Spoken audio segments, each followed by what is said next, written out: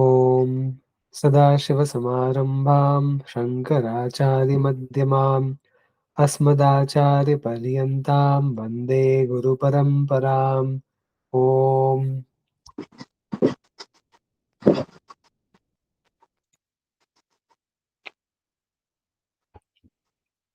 Okay. Would somebody like to volunteer?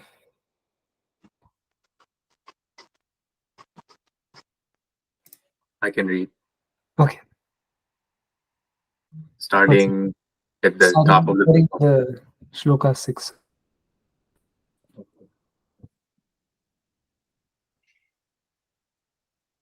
with the shloka itself. Yes, please. Okay.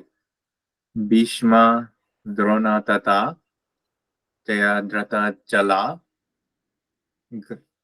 Gandha Ranilotpala Shalyagrahavati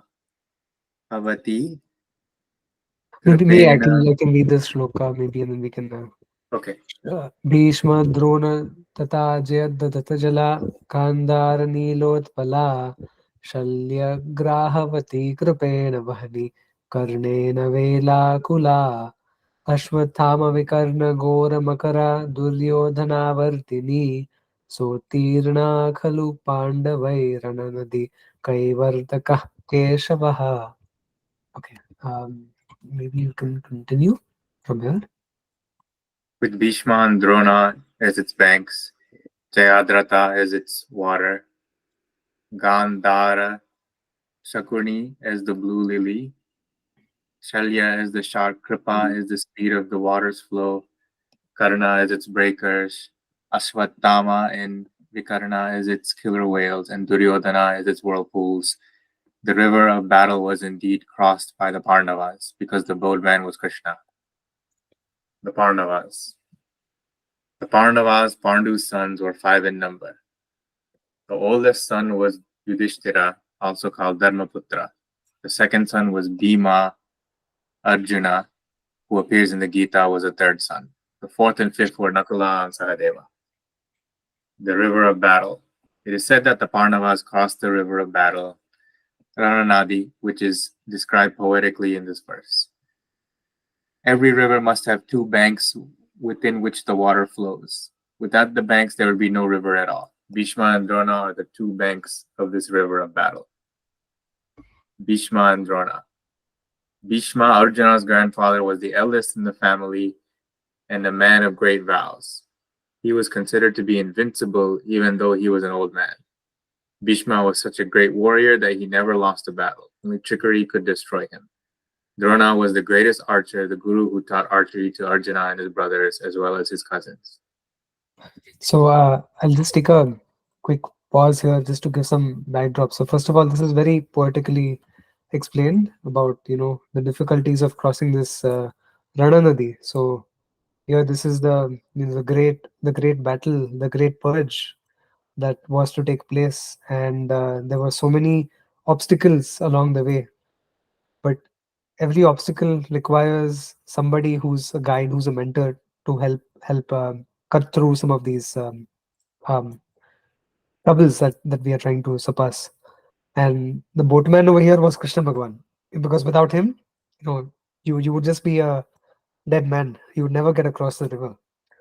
And I don't know if I don't remember rather if Pujya Samji goes into the details of the Pandavas, but these were exceptional, beings. They were the sons of the Devas, and they were not ordinary people.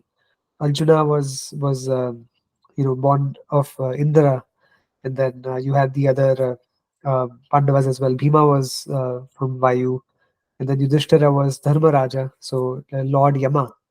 So oftentimes in our, I guess, more recent Bollywoodized and I guess 20th century narratives, Yama is seen as a fearsome entity, but Yama is actually Lord of Dharma. He is Dharmaraja. Yama is, you know, he carries a rod, right? I think the rod of Dharma, and it's like a staff, really. And what Yama says, that's exactly what happens. He's very fair. He's completely impartial, and so that's why some of the qualities of the Devatas are also imbued in their Putras, the Pandavas. And there's a very interesting thing about Bhishma. Bhishma is one of my favorite characters and a very conflicted character for several reasons. First of all, he was a great uh, dharmi. He lived an ideal life of dharma. He never swerved from the path of dharma at all. He said what he did what he said, and his thoughts were aligned with his speech and his actions as well. So a very aligned person who had no kapat, any deceit. There was not a single shred of deceit in his being. He was such a pure and just a wonderful, beautiful, beautiful character. And a lot of folks, especially again, these modern Mahabharata narratives, they seem to have sullied his character a little bit, especially because of the Draupadi incident, right? The Chirharan that took place and such. Um, and I don't think that Bhishma is treated very fairly, not by our contemporaries for sure. Because first of all, the word Bhishma, it comes from the one who took a great oath. His name was Devarata, right? Before. And he, Devavrata. Yeah. sorry? Devavrata. Devavrata, sorry, that's right, yeah. And he took this great oath of fealty to the throne of the Kurus, to the protection of the Kaurava Empire. And he also took a simultaneous oath of brahmacharya. And he was an eligible bachelor. He was fantastic warrior. He was supposed to be the next in line. In fact, he was the most qualified to be king, not Dhritarashtra. The Bhishma was the true qualified leader. In fact, I would say he was even more qualified than Pandu. He was one of the most qualified people who could have ruled. But he took this great oath that I will not um, threaten the seat of the Kuru Vamsha of Dhritarashtra's line, and I will ensure that there's a whole backstory. You guys can read that; it's beautiful. And so that's why he was called Bhishma, and he was firm. He was true to his word. He did not swerve from his.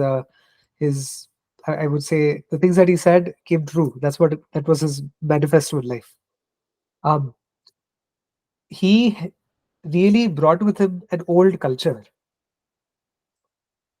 He heralded sort of the Treta Yuga, not heralded, but rather he carried the Treta Yuga ethos with him into the Mahabharata, which is, upright, being righteous, all of these things. Krishna Bhagwan came and tweaked things a little bit. Because if you really see, there was a sort of a passing of the torch.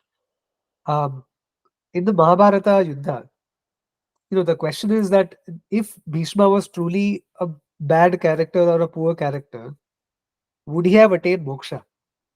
And the answer is no, he wouldn't. But Bhishma attained moksha in the Mahabharata at the feet of Krishna Bhagwan. And this one of the names, as I was mentioning earlier, that of Krishna Bhagwan is Bhishma Yukti Mukti Pradayakaya Namaha. So this is one of the Ashtotaras of Krishna Bhagwan. So the one who gave mukti to Bhishma. And so therefore, he was an exalted being. So the reputation that he carries in contemporary society is unjustified, first of all. But now the second question is, was Bhishma ji correct in fighting on the side of the Kurus as opposed to the Kauravas as opposed to the Pandavas? And the answer is a little complicated. On the one hand, as we study history, it becomes a lot clearer who is right.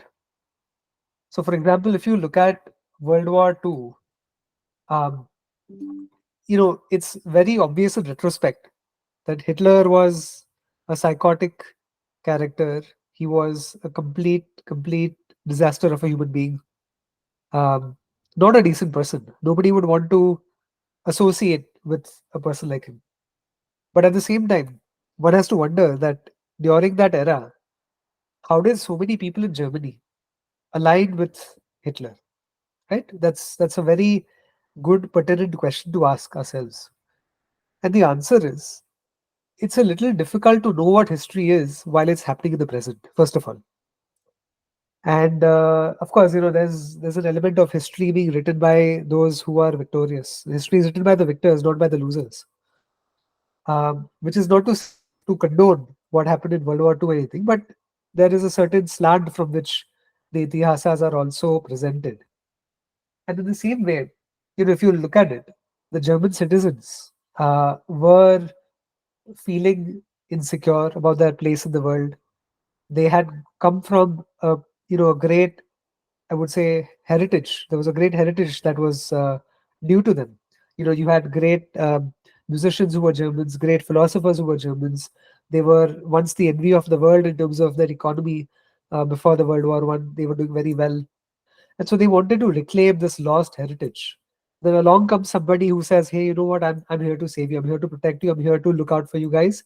Let's rise and shine again, and let's reclaim back our lost heritage." And so a lot of people were sort of sucked into this propaganda that Hitler and his propaganda minister Goebbels, put forth. And there's a whole history around like how good people sided with the wrong cause and with the wrong person.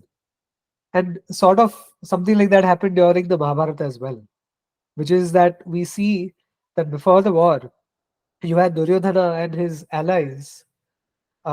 They started enlisting the help of the various kingdoms that were subservient to their larger kingdom, right? So you had Chakravartis and you had Rajas and you had like different ministries and different provinces and such that sort of rolled up to the king of kings. And so these guys would just go off across Bharat on their horses and they would start enlisting support. There would probably be some propaganda involved there as well. So you can see that so many people who joined even the Kaurava army were probably oblivious to what they are doing, because they potentially, if they were not under threat of Duryodhana or under some sort of duress where they were forced to join, I'm sure there would be some people who also joined because they thought this was the right thing to do, right? Which is to protect the Kuru seat, to protect the throne. Now, in the case of Bhishma, a person like him who was so learned, how could he side with the wrong people? And over here, it was a dharma sankata that he was sort of faced with. One is that if he absconded his position as the Kaurava leader and if he went off to the Pandava side, he would have broken his oath, right? Because he said that I will protect the Kuru Vamsha, and that's exactly what he did. So one can't completely fault Bhishma for his actions, and it is evident from the fact that he attains mukti also that this was a right move. But then the question is, in fact, if you see, Krishna Bhagwan never compelled Bhishma to fight on one side or the other. He allowed Bhishma to be. And Bhishma was such a kindly character that he also gave the Pandavas some of the trade secrets, which is not to say that uh, he was a traitor to the Kaurava cause. The only secret that he revealed was how he himself could be killed. That was the only sort of tip that he gave the Pandavas. And it's a very beautiful thing. But what Krishna Bhagwan does is he heralds in a new form of dharma, a new interpretation of dharma for the Dwapara Yuga, and of course also for the Kali Yuga which is to come, which is that in order to protect the larger dharma, sometimes you have to be willing to compromise on the smaller dharmas. So, for instance, you have some communities in India which, of course, we as Hindus, we do accept the adage of ahimsa paramo dharma. Ahimsa is the highest duty of Hindus. This is a fact. Um, there's no negotiation on this fact. Okay, but what ahimsa involves is really across space and across time. Ahimsa is something that has to be extrapolated into the distant future to evaluate our present decisions and figure out if that is going to be the optimal pathway for the future that has yet to come. That is how Ahimsa is correctly interpreted. So, in the Mahabharata Yuddha, for instance, there was a lot of bloodletting. Blood had to flow. The whole battlefield had to be washed red.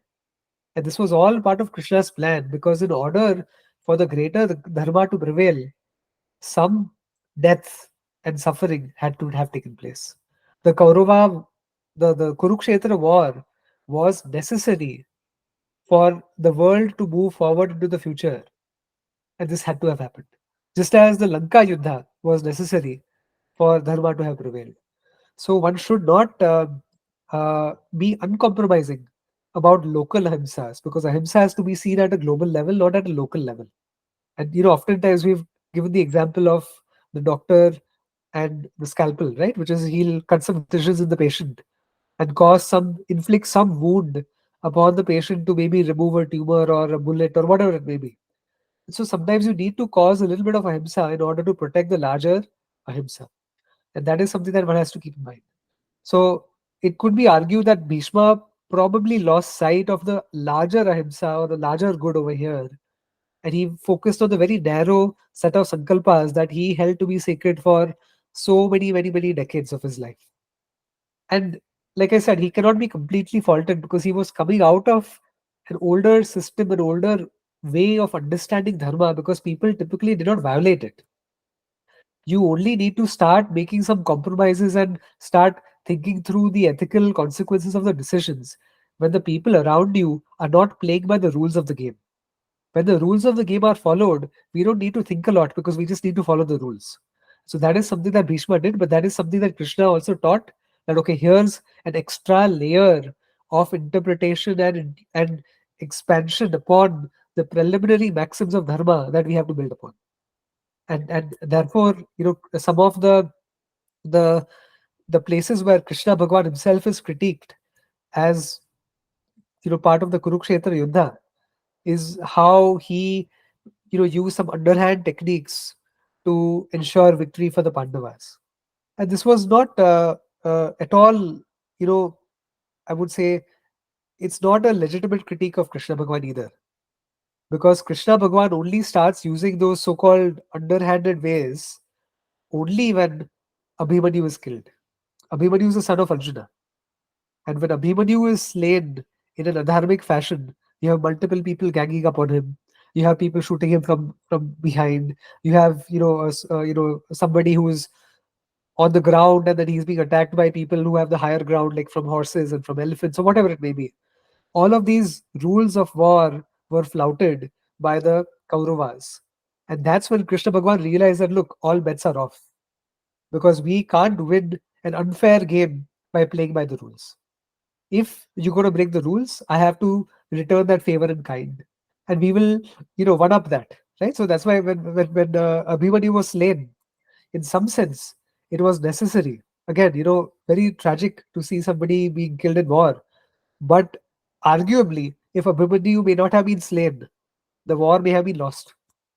It's quite possible. Because then Krishna Bhagwan wouldn't be able to pull all of the stops. So it's such a complex, layered, set of teachings is Mahabharata that you can spend your whole life analyzing it and you'll always find something new to discover. But anyway, that's just something I wanted to give contextualize, Bhishma's character as well. If you'd like to proceed or if there are any questions. Okay, we can proceed.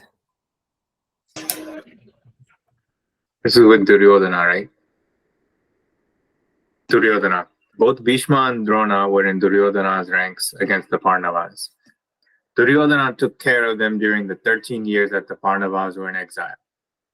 He pampered them so much that they felt obliged to him, and he made sure they felt obliged. Bhishma and Drona were his strength, and because of them, he thought he could win the war. He had one more important ally in Karna. Therefore, these three people were the indirect causes of this war. Without them, Duryodhana would definitely not have embarked upon it. In a river, there are always whirlpools. In this verse, Duryodhana is likened to a whirlpool because anyone who went near him got sucked in. Once caught in a whirlpool, it is very difficult to get out. They all got sucked into this battle. Bhishma, Drona, Kripa, his uncle, all of them got sucked in. Even though they were all very kind to the Pandavas, Duryodhana was able to drag them into his grip because he was such a scheming person. Duryodhana's up. Oh, go ahead. Has anybody heard the word gaslighting, the expression? That's what Duryodhana was essentially. Anytime Bhishma or Drona would try to prevail upon him with logic and compassion and dharma, he would say, "Oh, but you're supposed to be on my side. How can you do this to me on the eve of battle?" And he would just gaslight everybody who was essentially trying to talk sense into him. So one of the most manipulative characters. Now, I don't know if Karna is spoken about extensively here, probably not. But I would say he is one of the worst characters in the entire Mahabharata. A lot of people, s- speak of Arjuna and Karna in the same breath. It's like it's an insult to Arjuna to speak of Karna's name together. It's you don't hold them at the same level. Karna was every bit as bad as Duryodhana. Sure, he had a few misfortunes, relatively speaking. So, you know, you could empathize with him on his background, and he didn't have a fair start like a lot of other people did. But if you take that aside, which is a big thing to take aside, of course, I admit, but if you take that away, um, there were a lot of characters in the Mahabharata who had poor beginnings, who had humble beginnings, who had misfortunes, but still they showed. Even the Pandavas, they spent 13 years in the forest with a lot of hardship, but that didn't change their character, right? It was really Karna who acted in bad faith. He orchestrated a lot of the events of the Mahabharata that led to the war. Um, he filled Duryodhana's ears as well. He would goad Duryodhana into fighting the war. He's the one who actually insulted Draupadi. A lot of things he did. So he was not a good character. He was a person with a chip on his shoulder. In fact, I would speculate that even this whole, I guess, adjective that's used for Karna, which is Danveer, the one um, who's very charitable, very giving. That was also a chip on his shoulder because he sort of wanted to show that, look, I have nothing, but still I'm able to give.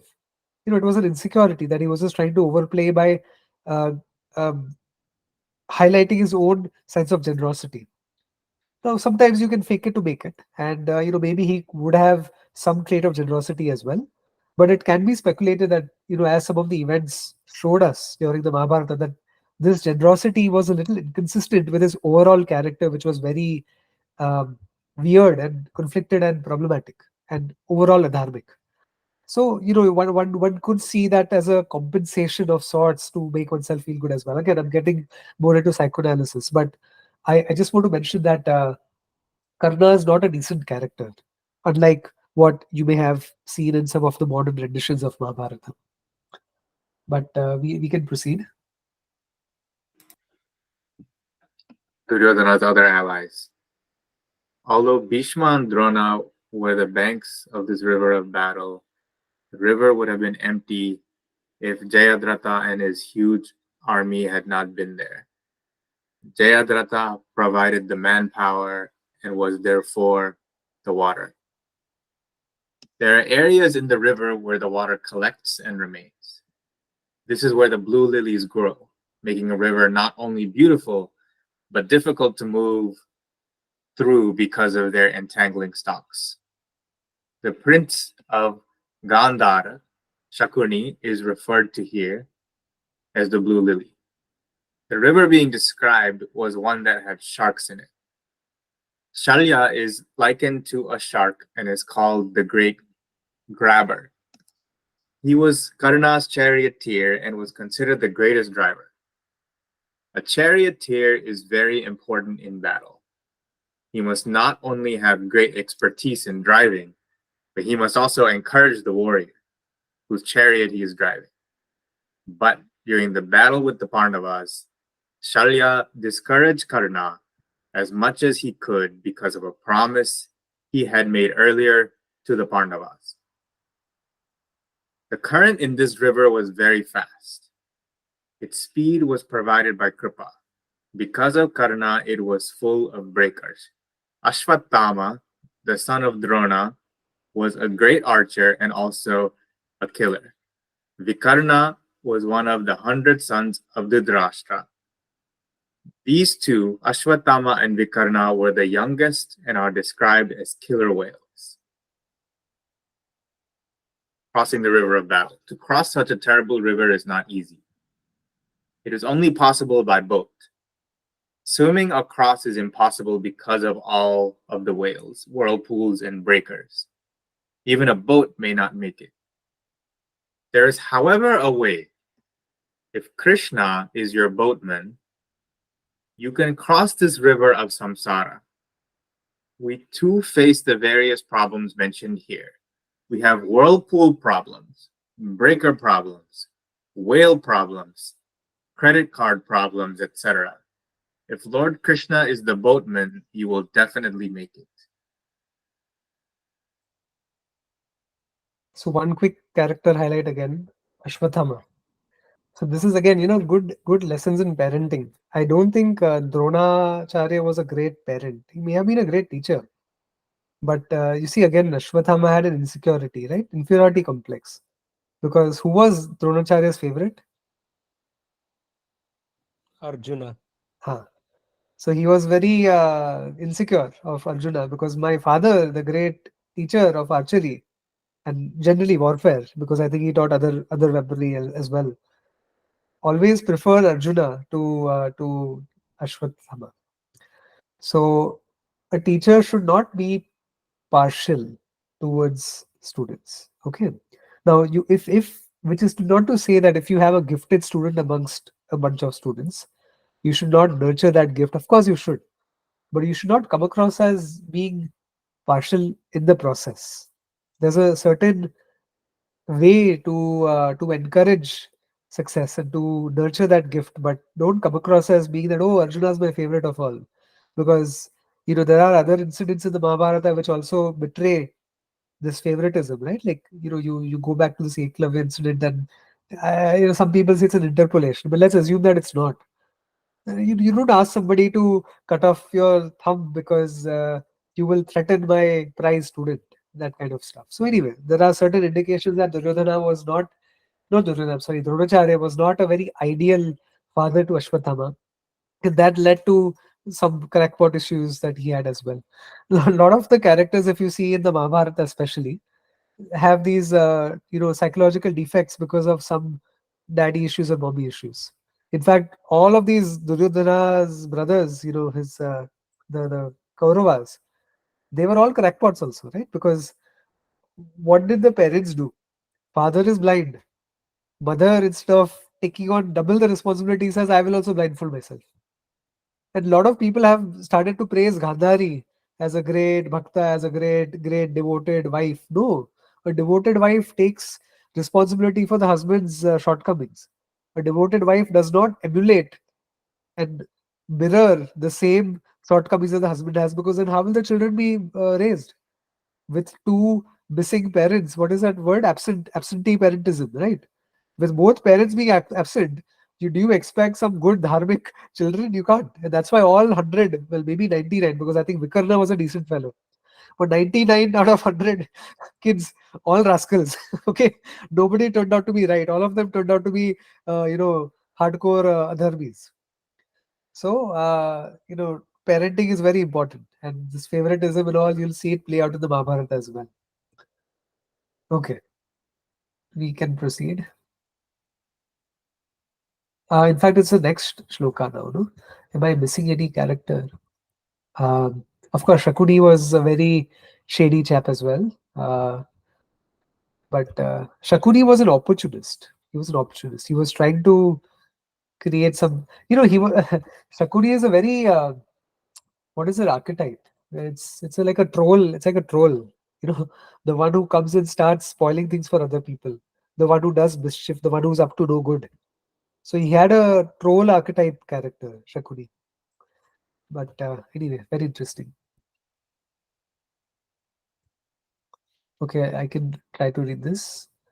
Para Sharya Vacha Rojamal Mamalam Gita Tagandot Katam Nana Kyanaka Kesaram Harikatha Sambodhana Bodhitam Loke Sajjana Shatpadairahare Kepiyamanam Muda Bhuyad Bharat Pankajam Kalimala Pradvamsina Shreyase. Okay.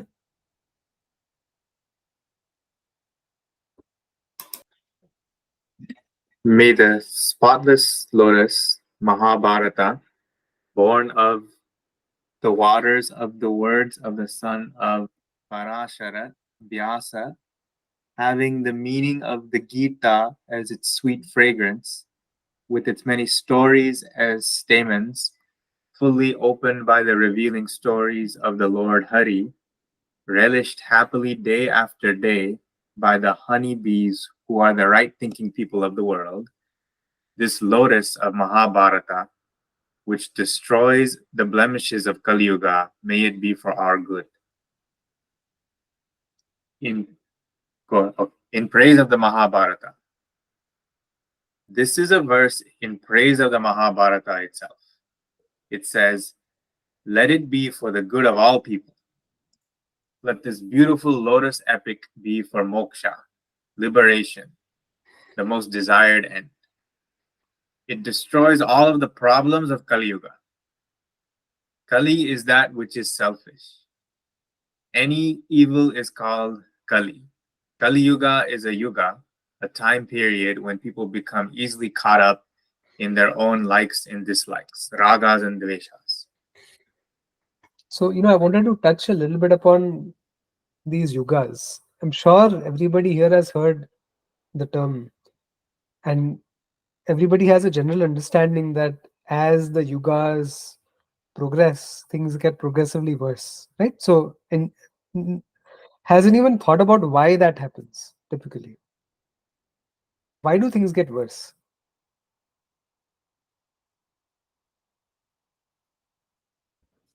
Because knowledge gets diluted over time. That could be one. The way I see it is, you have cycles within cycles, within cycles, within cycles. Everything in this jagat is cyclical in nature. And there's this nice quote which I like using. Weak men create hard times create strong men create good times, and good times create weak men.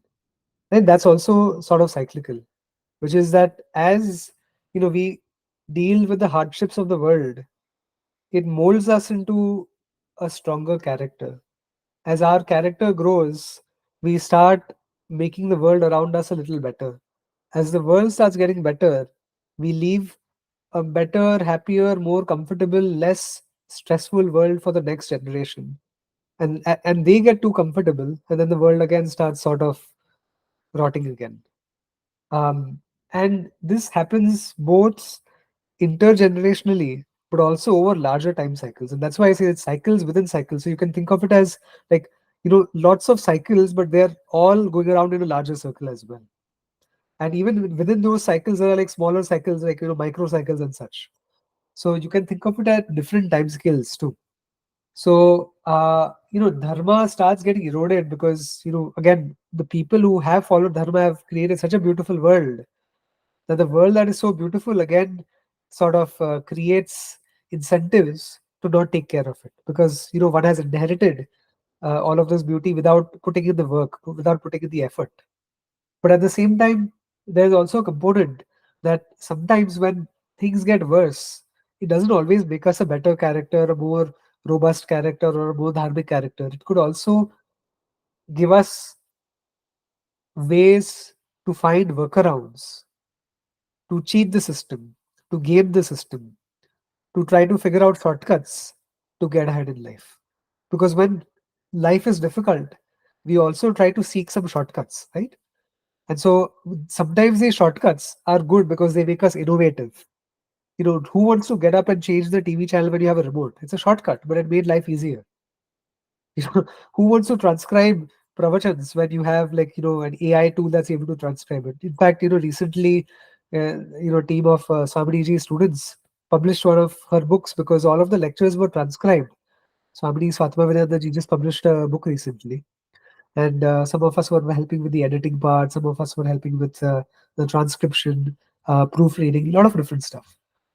And the process went so much faster because of the use of technology. So anyway, the point is that shortcuts are not necessarily a bad thing. But what happens when you start taking shortcuts in dharma? What if you start looking at adharmic shortcuts?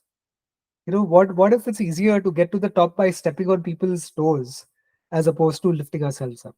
Those kinds of shortcuts. And that's something that eroded our value structure and ethos over time. the things that we follow as dharmic framework that we held sacred, that started eroding. So that is what it means to erode. And that is one of the laws of nature as well, right? Entropy. Things erode in time, and we do our best to fight entropy, and we sometimes create local order, but that local order gives way to global entropy anyway. So it's kind of like you have an air conditioning unit and it cools a certain room, but on the other side of the air conditioner, it's hot air that's getting released. And when you add those two together, which is the cold air on the inside and the hot air on the outside, guess which one wins out? It's the hot air because entropy increases. So the air conditioning unit releases more heat than it releases cold. Okay, so that's a little bit like the law of life as well. That typically dharma undergoes this entropy phase over time, and then there requires to be a reset. But the only difference here is that while from the standpoint of the physical universe, entropy always increases as a straight line function of sorts. In the case of dharma, it is more cyclical because you will have some the dharmic purushas, you'll have some avatars who will be born to realign society back to the dharmic order. And so over here, the entropy is sort of reversed again and again. It starts depleting and gets reversed. So one of the things that Puja Sabji says is that people sometimes pray for an avatar. Don't do that, because by the time you expect the avatar to come, the situation would have been so bad, which will necessitate the avatar.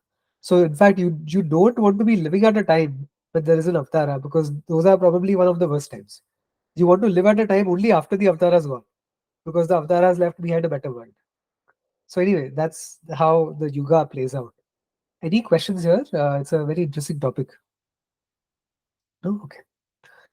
So I think we are at a good place to close. Let me see if yeah. Let's continue next time. Uh, and I've just sent a 1 second. I'll just close off the recording.